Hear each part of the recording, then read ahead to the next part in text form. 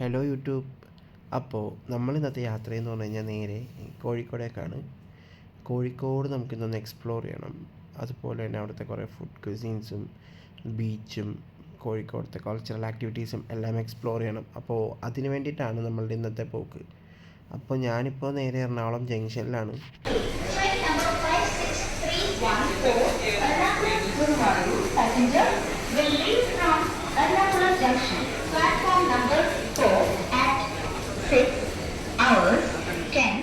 ഞാനാണെങ്കിൽ അപ്പോൾ 6 മണിക്കത്തെ intercity പിടിക്കാനായിട്ടായിരുന്നു plan.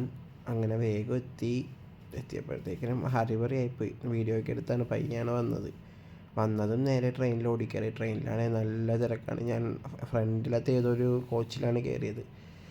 കൃത്യം 6 മണിയായപ്പോഴത്തേക്കിനും ട്രെയിൻ എടുത്തതും ഞാനിങ്ങനെ നോക്കിയിരിക്കുകയാണ്. സൈഡ് സീറ്റും കിട്ടിയില്ല. പുറത്ത് വീഡിയോസ് എടുക്കാനൊക്കെ പണിയായിരിക്കുമല്ലോ, കാരണം ട്രെയിൻ മൊത്തം തിരക്കാണ്, ഫുള്ളാണ്. അങ്ങനെ പിന്നെ സൈഡ് സീറ്റിനോട് ചേർന്നിട്ടുള്ള സീറ്റിലിരുന്നു. അങ്ങനെ ഇടയ്ക്കിടയ്ക്കായിട്ട് ഞാൻ വീഡിയോസ് കുറച്ചൊക്കെ ഷൂട്ട് ചെയ്യാൻ പറ്റി. അങ്ങനെ ഞാൻ അവിടെ ഇരുന്ന് വീഡിയോസൊക്കെ എടുത്ത് നല്ലപോലെ വ്യൂസൊക്കെ കണ്ട് നല്ല കാഴ്ചകളും എല്ലാമായിരുന്നു. കാരണം ഒന്നാമത്തെ വെളുപ്പാങ്കാലം കൂടി അതുകൊണ്ട് ഒരു നല്ല വ്യൂ ആയിരുന്നു. അതെല്ലാം കണ്ട് അങ്ങനെ ഇരുന്നു. അപ്പോൾ നമുക്ക് ഏകദേശം കാലിക്കറ്റ് എത്താനായിട്ടൊരു 4 മണിക്കൂറിൻ്റെ താഴെ ടൈം എടുത്തു. ട്രെയിനാണെങ്കിൽ ഫുള്ളുമാണ്, നല്ല തിരക്കുമാണ്. പക്ഷേ നമുക്ക് സീറ്റ് കിട്ടിയത് കൊണ്ടിട്ട് തന്നെ അത്യാവശ്യം വീഡിയോസ് എല്ലാം എടുക്കാൻ പറ്റി. അങ്ങനെ നമ്മൾ ഓരോ സ്റ്റേഷൻസും പിന്നിട്ട് അങ്ങനെ പോയിക്കൊണ്ടിരുന്നു.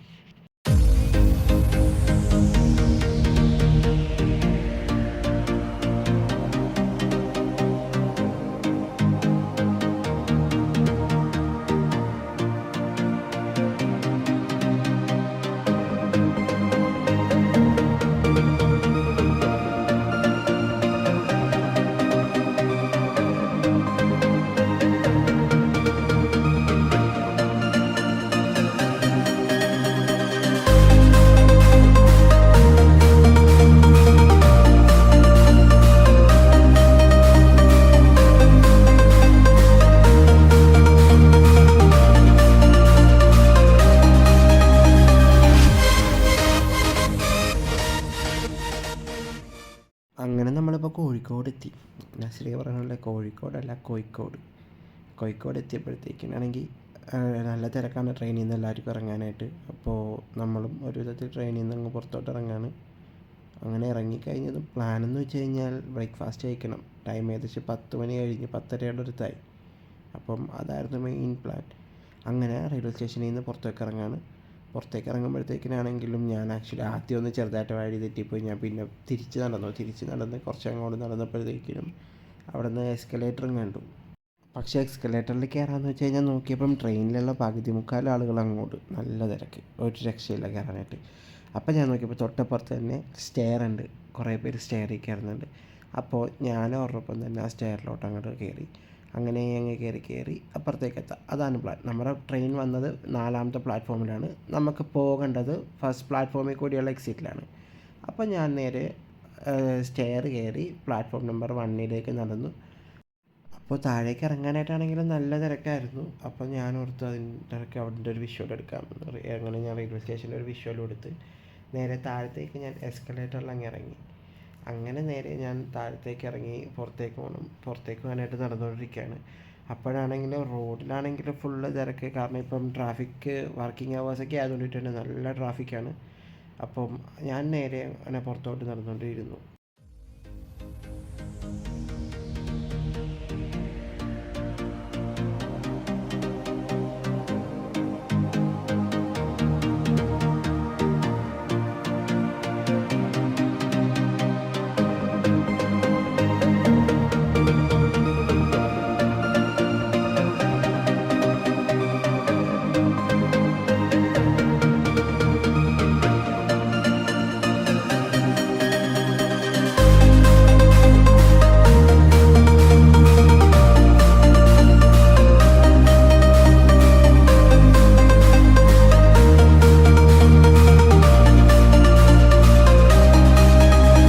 അപ്പോൾ നമ്മളിപ്പോ ഇടയിലെ ഹോട്ടലിലേക്ക് പോയിക്കൊണ്ടിരിക്കുകയാണ്. അപ്പം ഇവിടെ ഏകദേശം ഒരു 10 മണിയൊക്കെ ആയിപ്പോ ടൈം.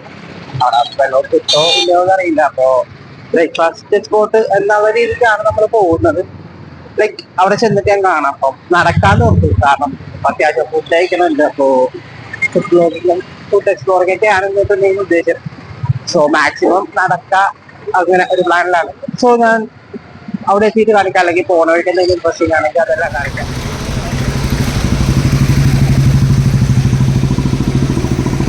അപ്പോൾ ഇടയിലെ ഹോട്ടലിലേക്ക് കുറെ ഇടവഴി പോലത്തെ വഴിയൊക്കെയാണ് ഗൂഗിൾ മാപ്പിൽ ഞാൻ വോക്കിങ്ങിനിട്ടപ്പോൾ കാണിക്കണേ. നമുക്ക് എന്തായാലും ഈ ഇടവഴി കൂടിയൊക്കെ ഒന്ന് പോയി നോക്കാം, ലൈക്ക് ഒന്ന് എക്സ്പ്ലോർ ചെയ്യാം എങ്ങനെയാണ് എന്താണ്. എനിക്ക് ആക്ച്വലി കാലിക്കറ്റ് വലിയ പ്ലാനൊന്നും ഇല്ല നിലവിൽ.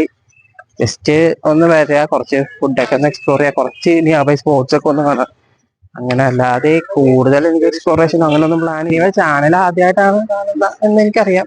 അപ്പോ ഇഷ്ടപ്പെട്ടതാണെങ്കിൽ എനിക്ക് സബ്സ്ക്രൈബ് ചെയ്യാം. ഇതിന്റെ നെക്സ്റ്റ് പാർട്സ് എല്ലാം വരുന്നുണ്ട്. ഇതിപ്പോ ഫസ്റ്റ് പാർട്ട് ആയിരിക്കും. എത്ര പാർട്ട് ഉണ്ടാവും എന്ന് എനിക്കിപ്പം ഒരു ഐഡിയ ഇല്ല, കാരണം ഞാൻ ജസ്റ്റ് ഇപ്പൊ വന്നേ ഉള്ളൂ. അപ്പൊ ഒരു ഏരിയാസ് ഒന്നും കവർ ചെയ്തിട്ടില്ല. സോ എത്രത്തോളം പാർട്ട് ഉണ്ടാവും എന്നൊന്നും എനിക്കറിയില്ല. എന്തായാലും ഒന്നിൽ കൂടുതൽ പാർട്ട് ഉണ്ടാവും. സോ നെക്സ്റ്റ് പാർട്ട് കാണണം എന്നാണെങ്കിൽ എനിക്ക് ചാനൽ സബ്സ്ക്രൈബ് ചെയ്യാം. പോകുന്ന വഴിയിലൊക്കെ കുറെ മാലിന്യങ്ങളൊക്കെ കാണാം. ഇവിടെയൊക്കെ മൊത്തം ഫുൾ വേസ്റ്റ് ആണ്, നല്ല സ്മെല്ലും ഉണ്ട്. ആക്ച്വലി ഇങ്ങനെയൊന്നും ചെയ്യരുത്, മാലിന്യങ്ങളൊന്നും നമ്മൾ റോട്ടിലൊന്നും വലിച്ചെറിയരുത്.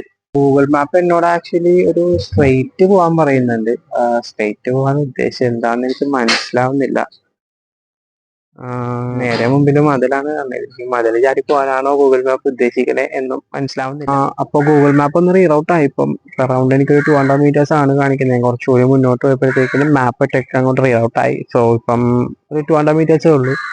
ലെറ്റ്സ് ഗോ, നമുക്ക് പോയി നോക്കാം.